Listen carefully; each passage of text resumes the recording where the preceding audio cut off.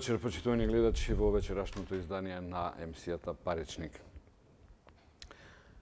Пред неколку дена беше промовиран проектот за јакнување на финансиската отчетност и транспарентност во Македонија, кој на граѓаните треба да им ги стави на увид информациите за трошењето и работата на јавните институции и нивната транспарентност. Носители на проектот се Фондацијата за демократија на Вестминстер, Центарот за економски анализи и Институтот за комуникацијски студии. На оваа тема ќе поразговараме со нашиот гостин Маријан Николов, председател на Центарот за економски анализи. Добро вечер и добро ни дојавте. Па, видите, највака паушално да речем, наједноставно да ја почнеме емисијата со едно најобично прашање. Што е целта на проектот? Се има впечаток дека тоа е многу интересен проект, бидејќи од вашиот одговор ќе произлезат и следните прашања, некако личи на ревизија на заводот, на Државниот завод за ревизија. Бидејќи рековте дека е едноставно прашањето е да биде наједноставен одговорот за граѓаните на Република Македонија.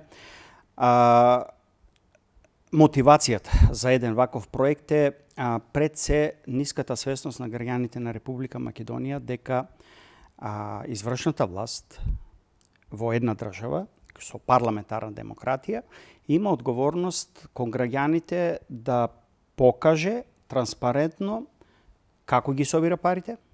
Максимална транспарентност. Максимална можна во дадениот момент согласно ресурсите кои што ги има одредена држава. И тоа можеме да го поразговараме понатаму, бидејќи во вашиот одговор сега гледам како некоја да има резерва дека не мора да биде целосно транспарентна. Не треба да биде целосно транспарентна, како што реков, до моментот додека има ресурси од аспект на, пример, дигитализација, од аспект на информатичка ресурси, од аспект на човечки ресурси, од аспект на подзаконски акти, правилници, упатства, од аспект на усогласено со Европската унија, од аспект на усогласено со меѓународни стандарди, кои што се препушени со ОЕЦД, Интосај, кој што Интосај е меѓународна организација кој што ги групира сите вакви врховни ревизорски институции во целиот свет. Значи од тој аспект се мислеше. Значи наједноставно за граѓаните е дека овој проект целта беше за тие да сватат дека некој ги прибира нивните пари, некој треба да ги алоцира нивните пари, некој треба да ги потроши нивните пари, а крајната цел за потрошувањето на тие пари е на тој граѓанин од кој што на почетокот му се земени парите да му се обезбеди квалитетна јавна услуга.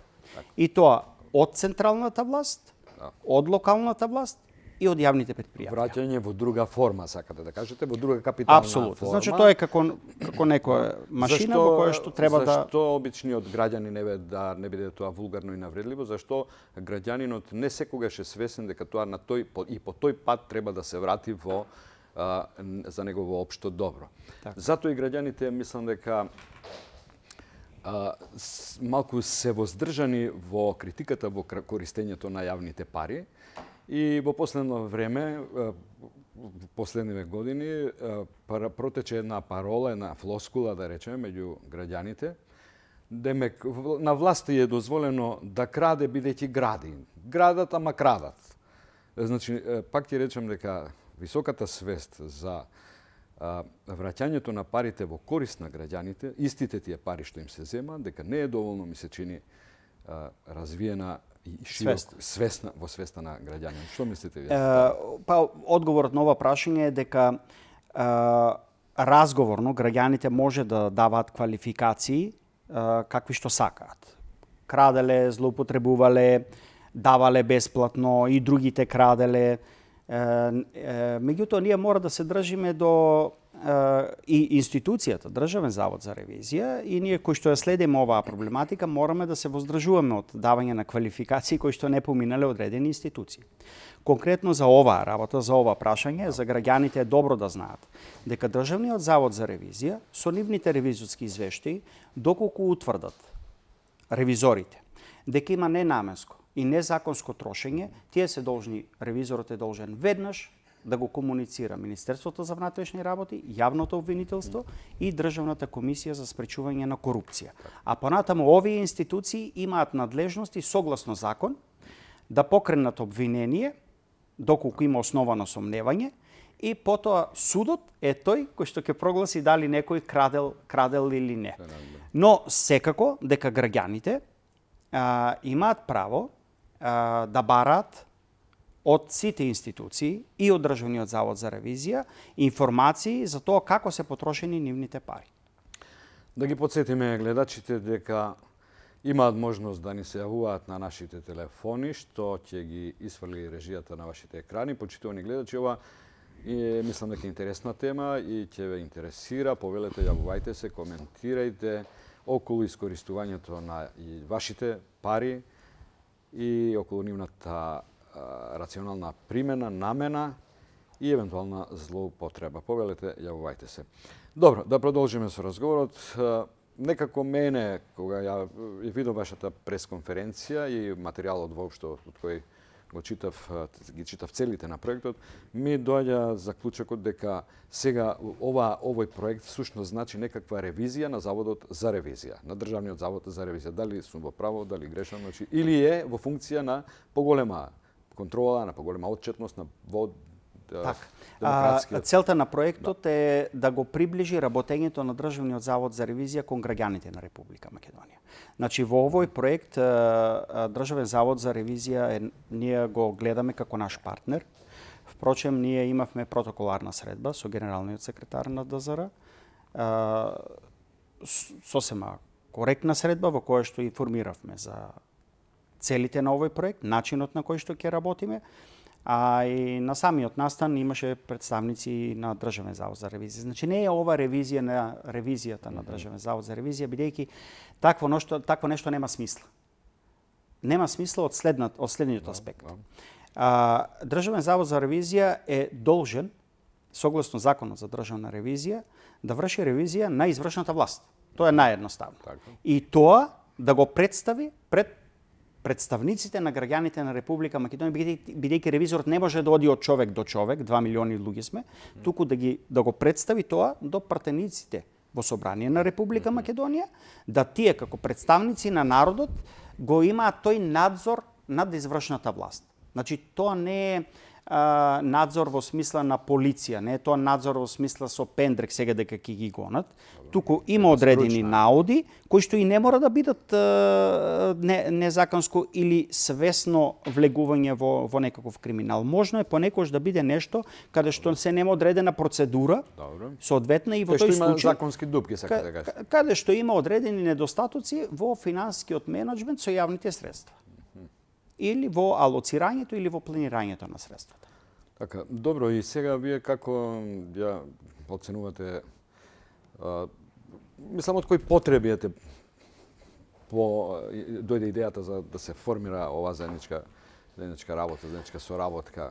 Значи, бидејќи досега идејата немаше таква работа. Државниот завод за ревизија си работеше својата работа и сега одеднаш се појавува некаква соработка за проширување на Па видете, тоа е улогата на цивилниот сектор. Да. Јас сум представник на цивилниот сектор, јас имам уставно право да се организирам со луѓе и да ја спроведувам мисијата за која што ние како Центар за економски анализи постоиме. А тоа е да следиме работата на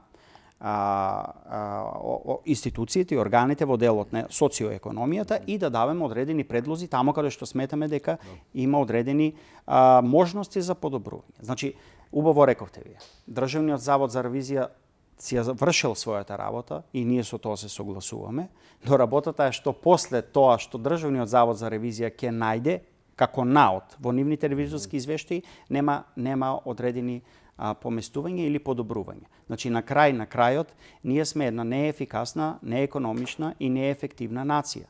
И тоа е емпириски докажано, со пресметки. И од меѓународни институции, и од Центар за економски анализи, и од други институции. Значи, поентата е овде. Граѓаните да се заинтересираат како сите тие институции, а имајќи го Државниот завод за ревизија како нивен инструмент, да ги натераат носителите на извршните функции, именуваните и избраните, да поефикасно, поефективно и поекономично ги трошат јавните средства. Да напоменам дека во неделава што помина, во времето во кое се договаравме да гостувате, побарав гостин и од Државниот завод за ревизија, меѓутоа до денеска не ми беше одговорено и очекував да имаме соговорник, но ете го немаме. Добро, се надевам дека следната недела ќе се обидеме пак и дека ќе ни излезат во пресред. Сум се прашувал многу пати и веројатно и граѓаните, како тој Државен завод за ревизија успеа, може би ми е погрешно прашањето, да одолее да не потпадне под притисок, под контрола на власта, која јавна тајна е дека завладеа многу институции со своето влијание, со својот клиентелистички однос по основа на партиско вработување и така натаму. Видите, тоа е рак рана на овие земји. Ајде да го лоцираме проблемот поблиску до нас, да го концентрираме на Западниот Балкан. Она што во последните години во Република Македонија има едно поместување кон негатива е што ние добивме и веќе званично категоризација на заробена држава. Значи, што би било заробена држава, тоа предпоставува дека има една организирана група на луѓе кои што преку институциите делуваат на планирањето на политиките, јавните политики, алоцирање на средствата, дистрибуција и редистрибуција, но тоа не е ефективно и економично за општеството, затоа што се нарушуваат основните принципи на парламентарната демократија, затоа што се губи логиката и смислата на оно што значи добро управување, владење на правото, гласност, право на глас. Значи, тие некои принципи на таа парламентарна демократија веќе се нарушени, се губи смислата на парламентарната демократија и што е најлошо во Република Македонија, се изгуби, се еродира социјалните норми во општеството. Така да, поготово и за младите луѓе, вие веќе не може да му дадете одредена социјална норма која што може он како морална вертикала понатамо да ја држи во својот живот. Ете тоа е каде ние сега се наоѓаме. И прашањето е сега како да се поместиме од ова дно и нашиот придонес сметаме дека тоа мора да биде во рамките на институциите. И затоа сметаме дека граѓаните во ова област во која што ние се чувствуваме дека комотно, дека сме експерти, дека можеме да помогнеме за да можеме на граѓаните да му го приближиме Државниот завод за ревизија преку нивните представници во Собрание на Република Македонија. Добро, работата на Државниот завод за ревизија и вие, бидејќи рековте вие сте представник од невладиниот сектор, мора да има некоја цел. Особено вие сте економист, значи најголема рак рана, како што вие велите, ние животниот стандард, економијата. Тоа целата ваша активност и активноста на Државниот завод за ревизија мора да биде во некаква функција, да ја ставиме во функција на економскиот развој. Така. Значи, нешто работиме, а треба да знаеме за што работиме. Така. Нели така? Сите тие контролни која е крајната цел? Да, која е крајната цел, да. Бране, крајната цел е многу јасна овде. Улогата на извршната власт е да обезбеди квалитет на животот. Сега, прашањето е како се мери квалитетот на животот. Економистите има многу методи, методологии и теории. Да, најшироко прифатена, која што во последно време губи смисла и представува фетиш сама за себе, е мерката бруто домашен производ, например. Тоа е една од мерките со кои што можеме да го измериме. Тоа. Меѓутоа, видите, таа една несовршена мерка, бидејќи прво е бруто, што значи ако е бруто, кој е нетото. Нетото би било доколку од брутото го извадиме амортизацијата и она што значи застарена опрема. Но застарена би било и од економски, и од технички, и од морален аспект. Например, вие имате интересна изјава од министер за одбрана кога вели па што им фали на железните кревити, тие уште од ЈНА се уште се добри. Да, ама видите, има економска, техничка и морална. Морална амортизација. И морална амортизација. Значи, погледнете ги јавните училишта, градинките. Во последно време има некои обиди за раздвижување во таа смисла, но ние се уште сме силни приматели на донации. И, например, USAID има проекти во кои што реновира преку 80 училишта. Значи, тука се тие елементи кои што ја покажуваат несовршеноста на таа мерка која што цели секоја влада во Република Македонија од осамостојувањето до сега. Значи, ако е бруто домашен производ, брутото мораме да го изедначиме на нето. Дајте да видиме што е амортизирано од по секаква димензија и понатаму да видиме дека е тоа домашен производ. Ако е домашен производ, да видиме да го извадиме нетото од она што го произведуваме ние. Затоа што, видите сега, бруто домашниот производ во Република Македонија кога учествува во извозот 2014 година, кога правевме анализа, cost-benefit анализа за странските директни инвестиции, тие учествуваат скоро со 1/3 во вкупниот извоз на Република Македонија. Но во бруто додадената вредност учествуваат само со околу 1%.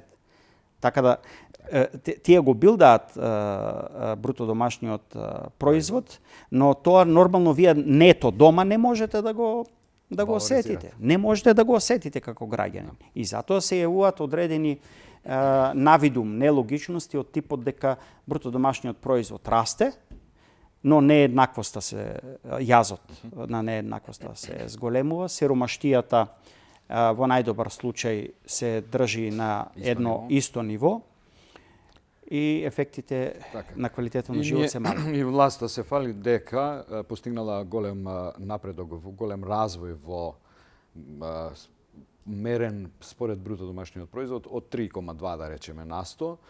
Меѓутоа тоа не се чувствува воопшто во животниот стандард. Препорака до сите влади на Република Македонија во иднина е, бидејќи реалноста тоа го бара, да се воведе и нова мерка.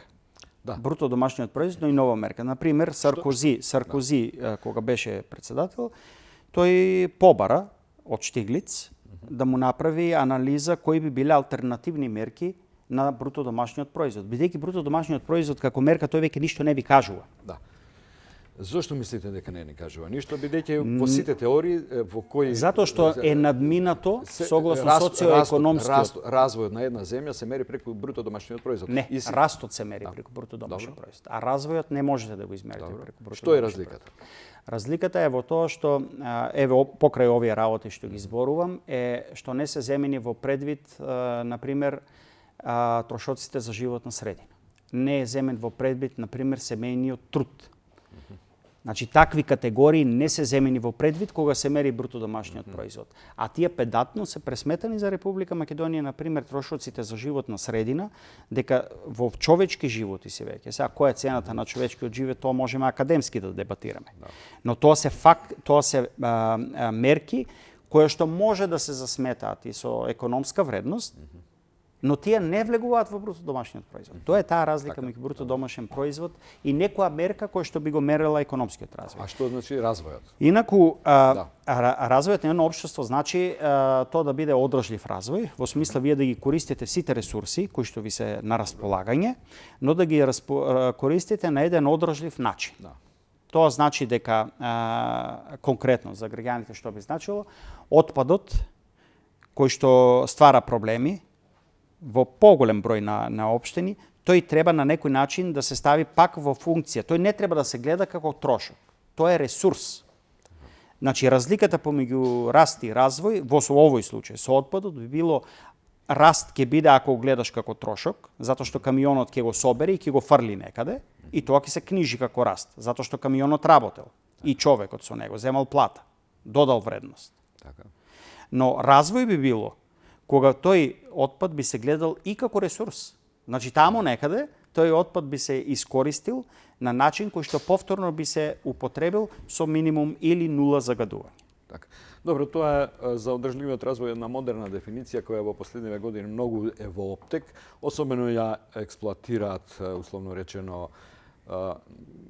невладините организации, односно организации што се занимаваат со екологија, со заштита на енергија и така натаму.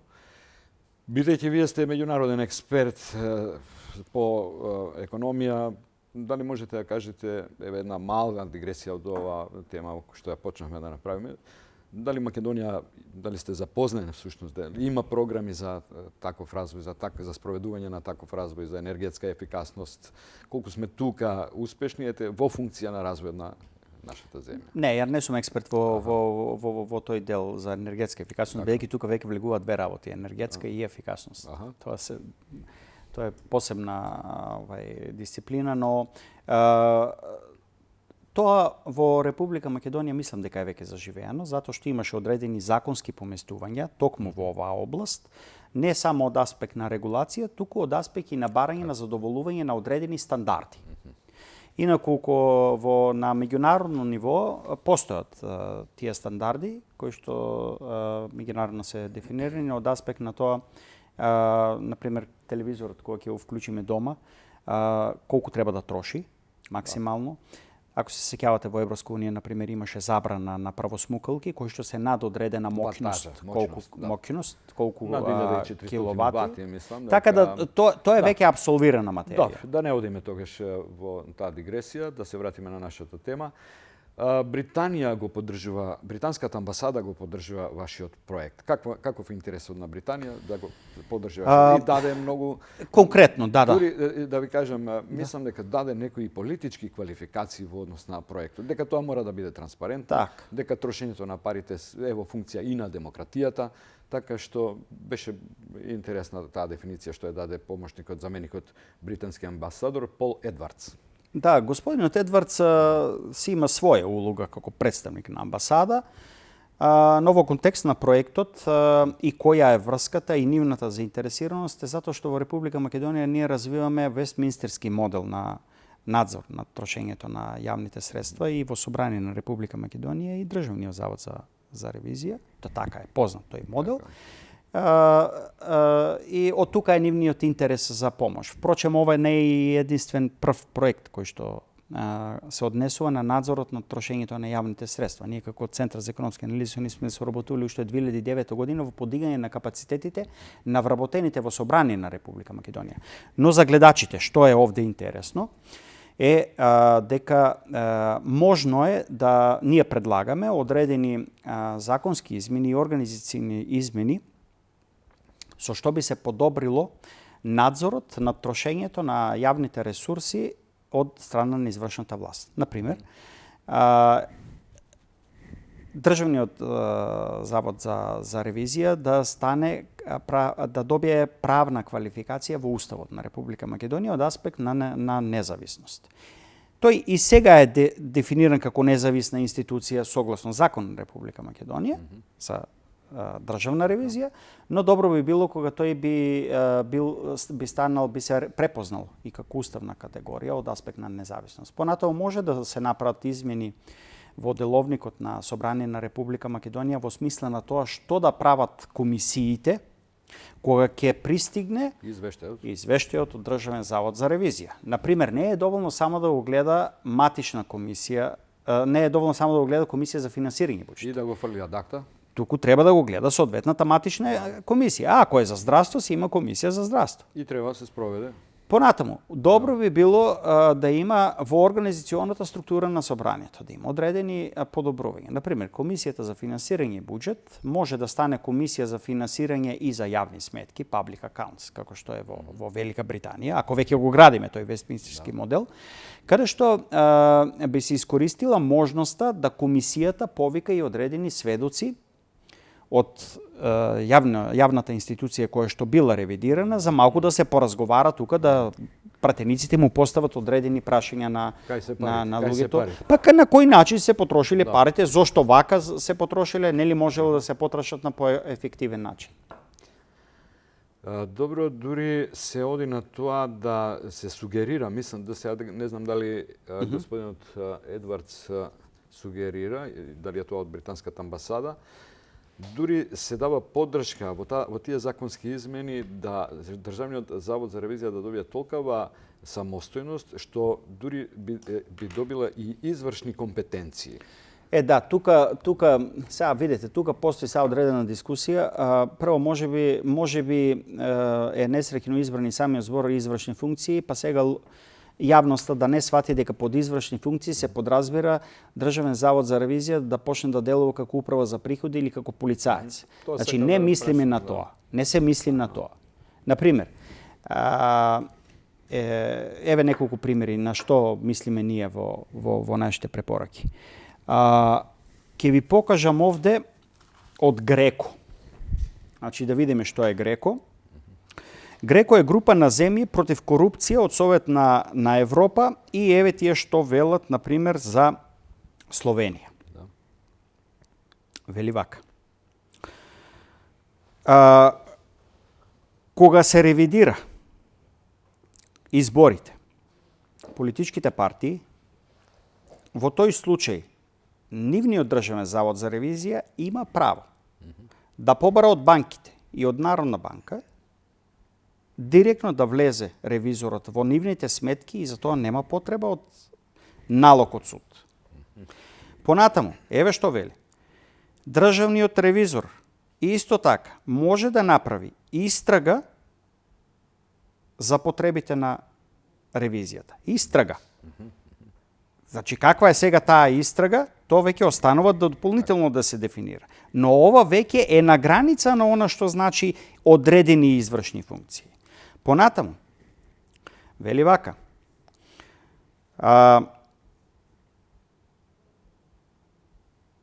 Државниот завод за ревизија на Словенија, доколку има одредено сомневање за криминално дело, читам од англиски па затоа поспоро, во тој случај може да побара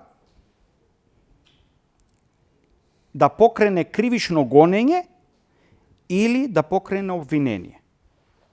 Чекайте сега, јас овде вака како што го читаме и се консултирав со луѓе експерти од областа на корупцијата за оваа работа. Ова е веќе на граница на она што значи ова за што зборуваме, што е тоа извршни функции. Србија, например, кај нив Државниот завод за ревизија за тешко кршење на закон, државниот ревизор може, цитирам, да упати повик за разрешување на раководно лице и да ја извести јавноста за тој повик. Значи, ова се неколку примери, има исто тука и за Република Бугарија. Да. Например, видите за Бугарија Греко. Вели вака, председателот на Државниот завод за ревизија може да донесе Order on Conduct of Examination. Значи, може да спроведе одредени активности, председателот, и понатаму друг член вели вака. Државниот завод за ревизор на Бугарија издава сертификат на политичките партии доколку поднесат или доколку не поднесат соодветна документација и со тој сертификат политичките партии одат во државна изборна комисија. Значи, ако го нема тој сертификат, тој не може да оди таму. И тоа е она што ние го дефинираме како со еден збор, едни извршни функции кои што би ги имал државен завод за ревизија, но ги нема во нашата законска регулатива. И сега јас велам вака. Ако вие имате неефикасна нација, ако имате заробена држава, тогаш треба нација, сега тоа е многу поширок поим. Да, неефикасни институции, точно. Во тој случај јас мислам дека е време да се поразговара, малку да видиме како овие институции кои што се помош за даношните обврзници да го подобриме нивното работење кон зголемување на таа ефикасност на институциите. Дали вие во проектот всушност вие како Центар за економски анализи сугерирате промена на законската регулатива за да се внесат овие компетенции на Државниот завод за ревизија и уште едно дополнително прашање, кој е најефикасен во регионов Државен завод за ревизија што работи по своји законски одредби специфични за значи зашто видите, тогаш би дошло до прегрупирање, преорганизирање во Државниот завод за ревизија со истражни органи. Ние како Центар за економски анализи, нашата мисија и целта со ова е, како што реков на почетокот, да ја зајакнеме свесноста на граѓаните. Ние во парламентарна демократија мора да научиме секој да си научи кој за што е. Значи, прво, согласно Уставот, власта извршна за што служи, судската за што служи, законодавната за што служи, граѓанските организации како ние што сме за што служиме и за што служите вие медиумите. Значи, кого го имаат граѓаните, кого го имаат за партнер да направат притисок кон извршната власт? Вас, медиумите. Ама јас за да допрам до вас медиумите, морам нешто да направам за да покренам дебата. Затоа ние со овие предлози иницираме дебата во општеството за поголеми заеднички цели на сите нас како граѓани на Република Добро, Македонија. каде пак ќе го повторам прашањето. Каде е најефикасен во регионот, во која држава е најефикасна работата на Не сме државата? правеле таква анализа. И прашањето е тешко да се одговори ако не кажете во што. Бидејќи и ефикасноста на секоја институција зависи како ја мерите. Да речеме, еве вака, например, Државен завод за ревизија на Велика Британија, бидејќи еве тие ни помагаат. Тие имаат тие имаат култура на мерење на перформанси. Ние немаме performance-based culture. Тие имаат. Што значи тоа? Кај нас секој како што ќе дојде на власт почнува од почеток како да од него почнува власта во Македонија. Никош не се прави повратна информација да се види, да се научи нешто од лекциите, кои се научените лекции. Тоа, например, вие немате евалуација на ниту една програма, на ниту една политика, од ниту една власт во Република Македонија. Нема повратна информација, мониторинг и евалуација, кои се резултатите. На мандатот или? Не на мандатот. Например, еве сега, или тековно. пример ќе дадам, бидејќи еве вчера гледав дека има околу тоа пак дебата, привлекувањето на странските директни инвестиции. Сега, ние можеме да имаме, ја имам свое стручно мислење за таа работа, но она што знам со сигурност е дека влада на Република Македонија ја пропушти можноста таа да направи евалуација на ефектите кои што се постигнати. Видите, можно е да произлезе од тие ефекти, сигурен сум дека ќе произлезе дека неколку работи излегле на добро. Оние работи кои што не излегле на добро, тоа не е ништо страшно вие да кажете овие работи бараат одредени подобрувања и ние планираме да ги подобраме во наредниот период вака. И сега тие со тоа што не објавуваат податоци, не прават ваква евалуација, прават забуна во општеството и оставаат простор за разни шпекулации. Така. Добро, Државниот завод за ревизија имаше мощни интересни наоди и храбри информации за инвестирањето во проектот 2014, потоа за градењето на патиштата Охрид Кичево, И странски инвестиции, да. За источниот дел на Македонија исто така за инвестициите во патиштата.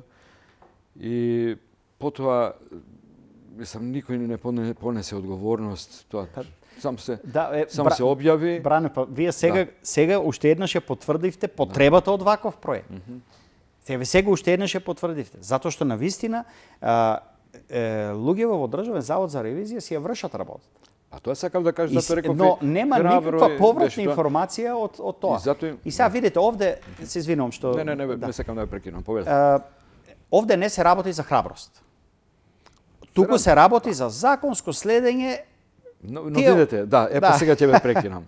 Значи храброст е условно речено во наводници, но во овој амбиент, во овој амбиент, тоа е навистина, јас се чудам кога некоја една институција излегува и јасно мафта со податоци пред власта, која Државниот завод за ревизија е во државната структура, не во институциите. Тоа се резултатите од заробена држава.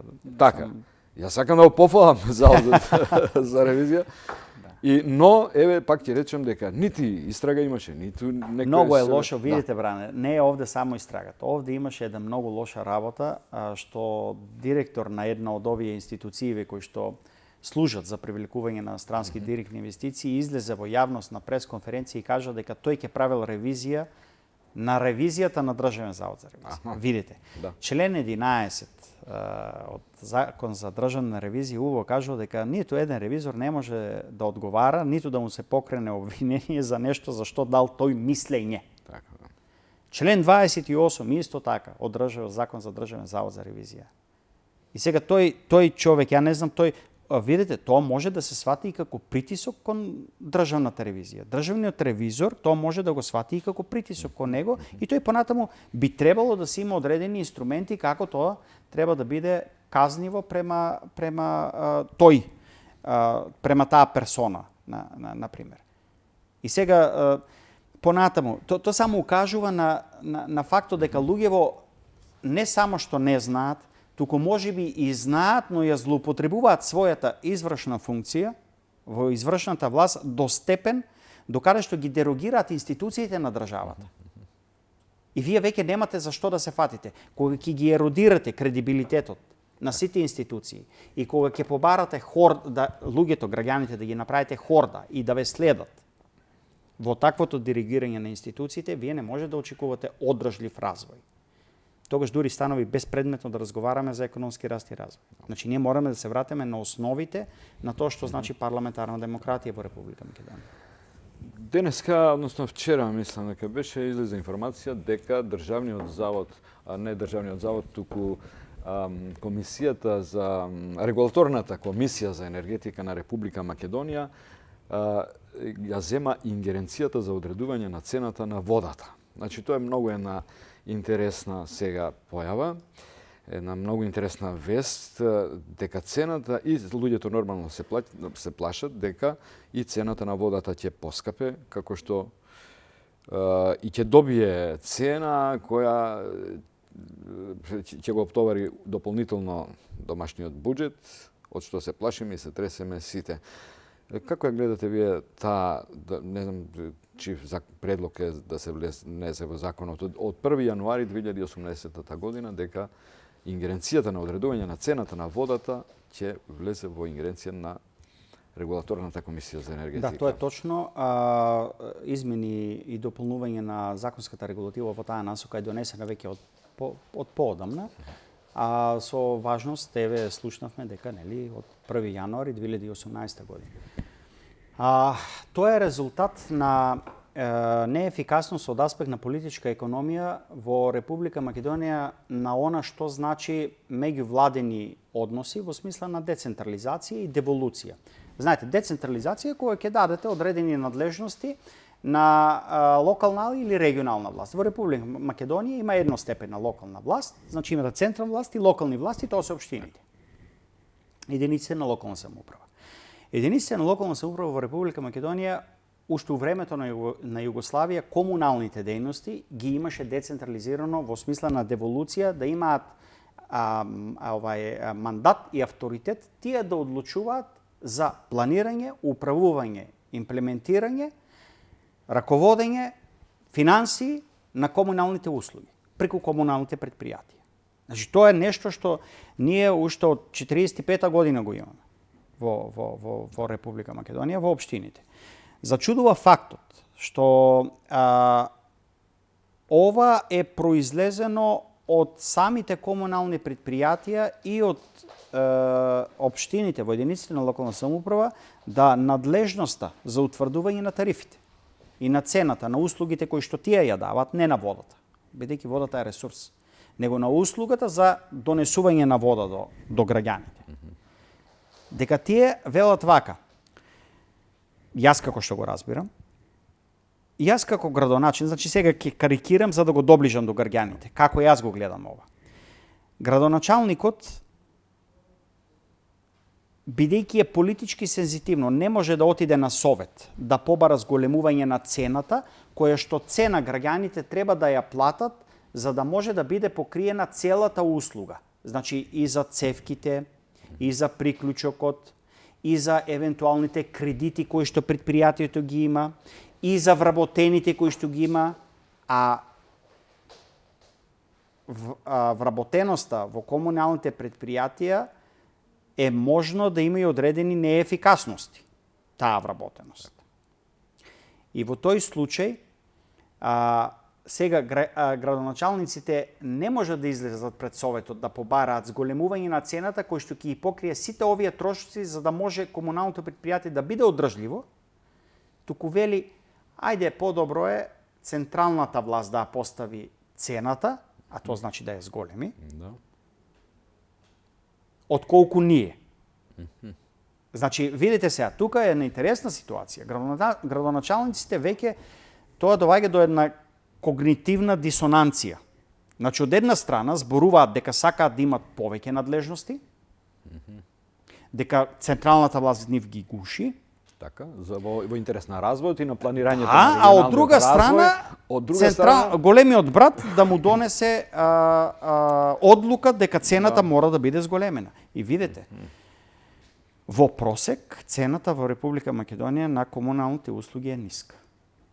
Затоа што таа не само што не дозволува покривање на основните, на тековните трошоци, не дозволува покривање ретко на тековните трошоци, но не дозволува покривање на трошоците на долг рок, а тоа е амортизацијата, тоа е потребите за капитални инвестиции. Добро, дали е оправдано, економски оправдано, дали видите, тоа е сосема легитимно решение. Видите, например, во Албанија, например, има едно регулаторно тело за вода, кое што е едно од најдобрите на Балканот. Значи, тие имаат таква законска регулатива, такви системи за мерење на работењето на комуналните предпријатија, кое што е на ниво на уметност. Значи, имате преку перформанс мерење на резултатите, key performance indicators, значи клучни индикатори кои што се мерат. Значи, тоа не е нешто непознато, е легитимно. Она што јас сакам да укажаме на одредени дисонанции кои што ги имаме како општество. Добро, јас сакам да укажам пак на следново, дека водата може да се свати како енергенс ако е инпут, ако се употребува за производство на енергија. Так. Тогаш можеме да сватиме зошто би требало да влезе цената на водата во ингеренција на регулаторната комисија за енергетика. Од друга страна е комунална и основна потреба на граѓаните. Значи, тука мене таа дилема ме буни, зошто би влегла водата, цената на водата во ингеренција на регулаторната комисија за енергетика. Ќе мора да го расчистиме ова, бидејќи ќе настане забуна за гледачите. Значи, видите сега, ако вие водата како ресурс, како комунално предпријатие, сакате да овозможите да биде искористена и за други цели, како например за производство на електрична енергија, во тој случај еден од начините е да влезете во јавно-приватно партнерство. Но, клучна работа, кога водата ќе произведе електрична енергија, тоа добро, електрична енергија, е надлежност на регулаторна комисија за енергетика, која што има повластена тарифа за овие што се одржливи извори на енергија. Тоа е сосема друга работа. Водата, кога ја употребувате за пиење, за наводнување, си има друго тело кое што е надлежно. За водоснабдување се комуналните предпријатија. Така да тие работи мора да бидат разграничени. Она што може да направи забуна е дека понекогаш сосема легитимно и за поздравување градоначалниците кои што се попредприемачи размислуваат дека водата како ресурс може да биде искористена и за предприемачи, приватни партнери кои што би сакале да ја искористат за мали хидроцентрали. Во тој случај градоначалникот од името на јавната власт, локалната власт, единицата за локална самоуправа, вели вака. За да има вин-вин ситуација, вие нам ќе ни изградите, например, мрежа водоводна, а за возврат, водата која ќе поминува од тоа место, некој кој што ќе го дефинираме, вие може да произведувате дел од него за производство на електрична енергија. Вие продавајте си електричната енергија, правите профит, вие нам, на граѓаните, ќе им изградите мрежа. Значи, тоа е тој јавно-приватно партнерство кој што во овој случај, за кој што вие прашавте, нели, може да... Добро, да го сведеме на најобично прашање што најмногу ги интересира граѓаните. Дали тоа значи поскапување на цената на водата од 1 јануари? По моје мислење, да, затоа што, како што реков, долго време градоначалниците во просек сега зборува. Значи, јас сега зборувам во просек. И бидејќи тоа е за граѓаните. Стручено можеме да видиме кои се тие општини, но во просек... Популарно да зборуваме, да. Во просек цената на водата во Република Македонија ќе расте. Затоа што долго време беше депресиран. Да, тоа е точно. Добро, сега ќе се вратам за крај на уште едно прашање, кое може би требаше да го поставам кога зборувавме за бруто домашниот производ и така натаму, за искористување на буџетските средства, рационално, нерационално, тоа се прашања за друга емисија, сигурно уште една ќе ни треба емисија да ги разговараме тие. Вие сте стручњак што работите со Монетарниот фонд, со Светската банка, експерт. Едно прашање што се поставуваше во времето кога Македонија имаше односи со Монетарниот фонд, со кредити, искористување средства од Монетарниот фонд, но таа врска се напушти и Македонија влезе во големи долгови, државни долгови, јавни долгови. Дали мислите, кратко, не мора многу да ве малтретирам пред крајот на емисијата, дали мислите дека Македонија требаше да ја продолжи таа соработка со Меѓународниот монетарен фонд и дали виде аир од тоа што ја прекина соработката? Видите, имаше еден колега од Центар за економски анализи во тоа време, направи една, мислам дека беше магистратура, на темата односите Република Македонија и Меѓународен монетарен фонд. Тој пресмета дека нето ефектот за Република Македонија е позитивен. Од сите аранжмани до тога што ги имала Република Македонија со ММФ, тоа чина, ако не се лажам, беше некаде до 2000, околу почетокот на 2000-та година, неговите пресметки. И јас бев голем заговорник. Тоа беше многу порано од како ги прекина. Апсолутно, да. Да, во тој момент кога излезе таа магистерска со тие науди од тој колега, добра анализа, во тој момент се уште имавме аранжмани со ММФ. Бевме под аранжман. Но и јас бев секојаш заговорник за тоа дека Република Македонија мора да престане да увезува кредибилитет за сопствени одлуки од меѓународни институции. И авторитети. Кредибилитет и авторитет. Значи, кредибилитет мислам дека кога ќе се донесе некоја програма. Добро. Вие сега може да кажете ова ММФ ми го каже. Морам вака да го направам. И вообичаено така и правеа некои министри. Но тоа не е во ред. Тоа не е во ред. Затоа што вие мора да се легитимирате пред вашите гласачи, цврсто да застанете за тоа за што зборувате. Како домашен авторитет. Да, и тоа што ќе го зборувате, тоа да го спроведите. Например, вие не можете да кажете за одреден проект во временска точка А, велите дека ќе кошта околу 100 милиони евра, а после неколку години излегува дека кошта 500 милиони евра. Тоа не е отчетност. И така кредибилитет не се гради. Сега. Додека бевме под Меѓународен монетарен фонд, Центар за економски анализи, така имаше некој консензус дека Република Македонија мора да најде начин што поскоро да излезе од аранжманите со ММФ, не за друго, туку заради да го почне да огради тој кредибилитет.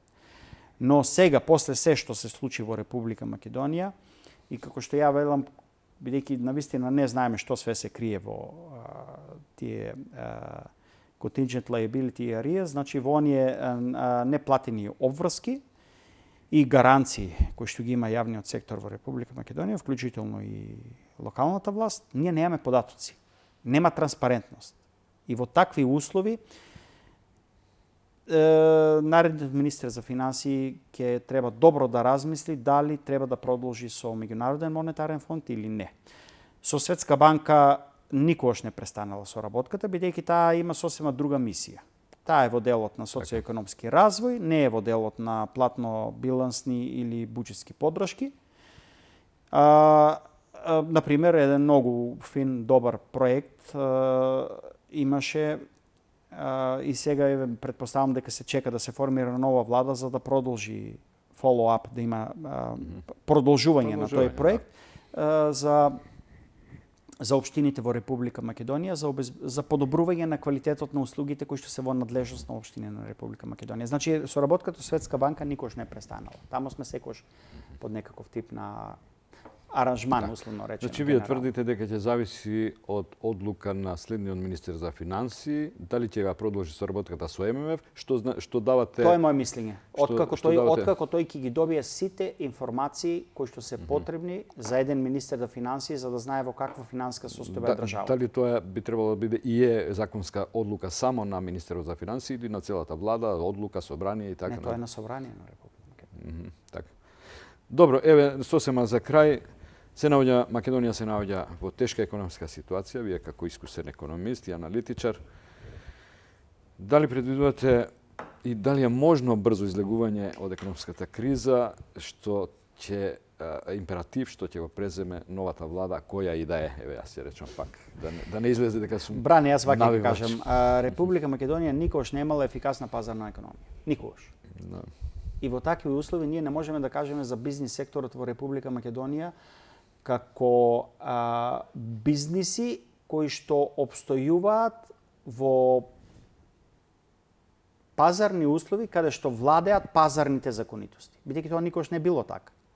И во такви услови ќе си продолжат овие бизнисмени кои што си работат, тие ќе си продолжат да си работат, бидејќи сакате да кажете сега ќе се префрлат од поддршка и фалби на мерките на досегашната власт во... Не, тие ќе си продолжат со нивниот бизнис онака со тие законитости со кои што си работеле и досега. И ќе си трпат неплаќање на услугите од страна на државата, тоа мислите сакате да кажете? И си има такви закони, да речеме закон каде што иземена е државата од по основа на задолжницата. Така, да, тоа државата си е. Мислам, самите бизнисмени тоа го прифатија. И сега што јас повеќе да кажам за една таков непазарен инструмент? Немам што повеќе да кажам. Ако тие така сметаат дека треба да функционира, тогаш можеби не им е потребна ефикасна пазарна економија. Добро, се надеваме дека новата власт ќе го стегне, ќе го консолидира буџетскиот дефицит, ќе ги стегне трошењата, јавните трошења и сепак јас сум оптимист дека мора од дното да се тргне нагоре. Тоа што е некоја си законитост и во животот, и во економијата, и воопшто во природата. Па, Бране, еве, да така јави јас да завршам, да прифатам дека после дното следи само оптимизам.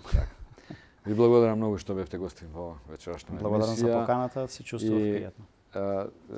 Сакам да се видиме повторно во оваа емисија на која и да е тема и да водиме вака добар аналитички разговор како што беше вечерва. Да сме живи и здрави. Ви благодарам уште еднаш. Почитувани гледачи, ви благодариме за вниманието, пријатно и до гледање.